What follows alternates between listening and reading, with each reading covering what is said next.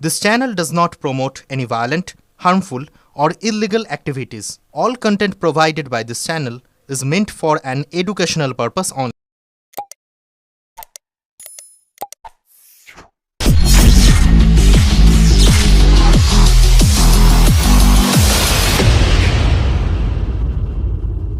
গ্রেপ্তার উত্তরপাড়ার প্রাক্তন বিধায়ক সিপিআইএম নেতা শ্রুতিনাথ প্রখরাজ।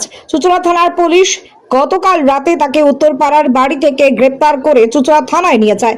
শ্রুতিনাথ প্রখরাজের সঙ্গে আরো দুই সিপিআইএম কর্মী কোন্নগরের দীপক চক্রবর্তী ও অনুপম চক্রবর্তীকে গ্রেপ্তার করা হয়। আজ তাদের চুঁচুড়া আদালতে পেশ করবে পুলিশ। জানা গেছে, গত 10ই আগস্ট চুঁচুড়া ঘড়ির মোড়ে আইন অমান্যে অশান্তি পাকানোর অভিযোগ রয়েছে তাদের বিরুদ্ধে। জানা গেছে, গত 10ই আগস্ট চুঁচুড়া ঘড়ির মোড়ে আইন অমান্যের অশান্তি পাকানোর অভিযোগ রয়েছে তাদের বিরুদ্ধে। ঘটনার দিন পুলিশের ব্যারিকেড ভেঙে জেলা শাসক দপ্তরের দিকে এগোতে থাকে বাম কর্মী সমর্থকরা। ঘড়ির মোড়ে তাদের বাধা দেয় পুলিশ। পুলিশকে ঠেকে ব্যারিকেড ভেঙে এগোতে গেলে লাঠি চালিয়ে বাম কর্মীদের ছত্রভঙ্গ করে পুলিশ। কয়েকজন বাম কর্মী আহত হয়, দুজন পুলিশ কর্মীও আহত হন। সেদিনই 40 জনের বেশি বাম কর্মীকে আটক করা হয়। পরে রাতে 4 জনকে গ্রেপ্তার করে বাকিদের ছেড়ে দেওয়া হয়। পরদিন আদালত তাদের জামিন মঞ্জুর করে। সেই ঘটনায় উত্তরপাড়ার প্রাক্তন বিধায়ক শ্রুতিনাথ প্রখরাজকে গ্রেপ্তার করা হয়।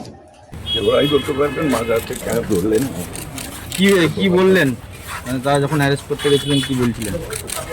যে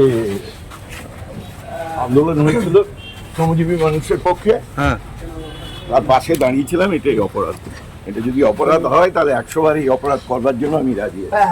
যারা সেদিন ভাঙচুর করলো আপনাদের দাদা বলছি, হ্যাঁ সেদিনকে যারা ভাঙচুর করলো আপনাদের মঞ্চ, তাদের তো কাউকে কিছু করা হয়নি। তারা বহাল তবে তো ঘুরে বেড়াচ্ছে। এটাই এই সরকারের দোস্তুর। এই সময় তারা শাসক দলের মানুষ, সেই কারণে।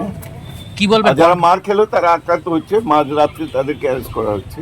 কি বলবেন, কণ্ঠরোধ করা হচ্ছে? বিরোধীদের কন্ট্রোল করার জন্যই তো এই ব্যবস্থা হচ্ছে। কজনকে ধরা হলো দাদা? আমাদের আজকে 3 জনকে ধরেছেন গতকাল রাত্রে। আপনাকে কি কেস দেওয়া হয়েছে দাদা? সবটা ওইভাবে তো বলতে পারবো না। আন্দোলন চলবে।